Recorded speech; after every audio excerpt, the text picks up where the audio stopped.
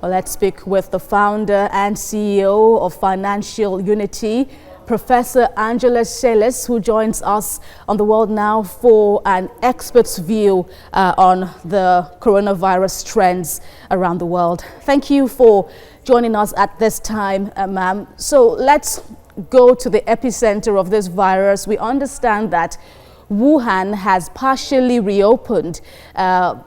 There were pictures of people at the train stations. No one can leave, but people were seen coming in.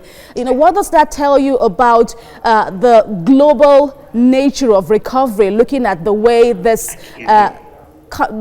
disease has ravaged the whole world?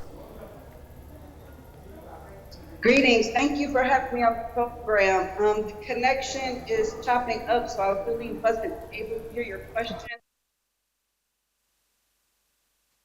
Wuhan is said to be partially reopening after, being the epicenter of the virus now. How do you reckon the world can, gradually get to recover from this coronavirus?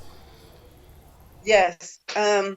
Yeah, my apologies. Thank you for having me on the show today. The connectivity is a little choppy, but yes, a lot of things are going on around the world as related to this coronavirus and how it is impacting the global economy. I know you reported a few minutes ago that the U.S. is now the top country with the highest number of cases reported at almost 105,000 cases. And we know that worldwide we're up to 600,000 cases with almost 30,000 people having died from the virus. I would like to note that 80% of the test kits that are on the market are yielding inaccurate results. And so we can't be 100% sure of the numbers that we're getting, but we have to go with it since, that's what we have. But, as a result of this virus, we know that $83 billion in capital already disappeared from emerging markets, according to the International Monetary Fund. And here in the United States, the U.S. Senate has developed a $2.2 trillion economic relief bill that was passed just yesterday by the U.S. House of Representatives to help assist corporations, small businesses, and of course the U.S. citizens to receive some type of financial relief. And so around the world, the different governments are implementing monetary and fiscal policies to help mitigate, a complete collapse of the global economy.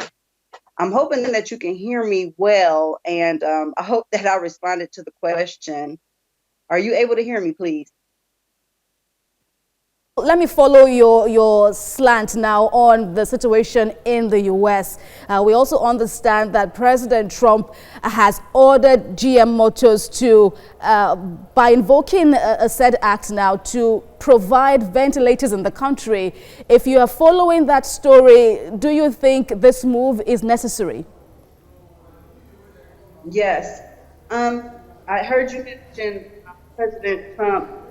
Well, he's doing a lot of different things here in the country. One of the things includes just giving information somewhat contrary to what the professionals are saying. But some of the good things that are happening is that he is asking certain corporations to now begin manufacturing and producing more ventilators because there's just not enough ventilators being manufactured globally to meet the demand that is required. And so companies like General Electric have been asked to produce ventilators. And there's also businesses that typically are into the brewing business that are now shifting over to make hand sanitizers.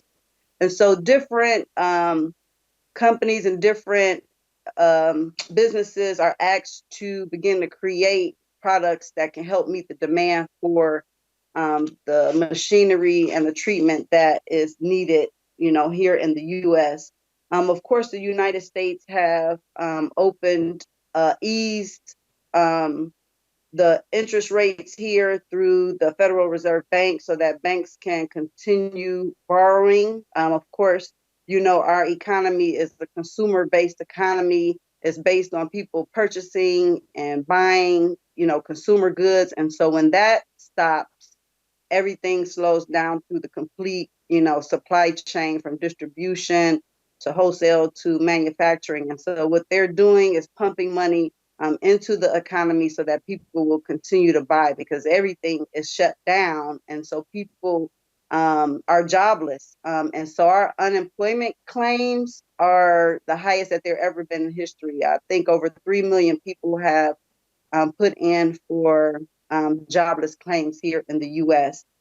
And I hope that you're able to hear me because I'm still struggling just a little bit to hear your question. So I'm trying to respond as best as I can. You're doing just fine. I thank you very much for your contributions on TVC News at this time.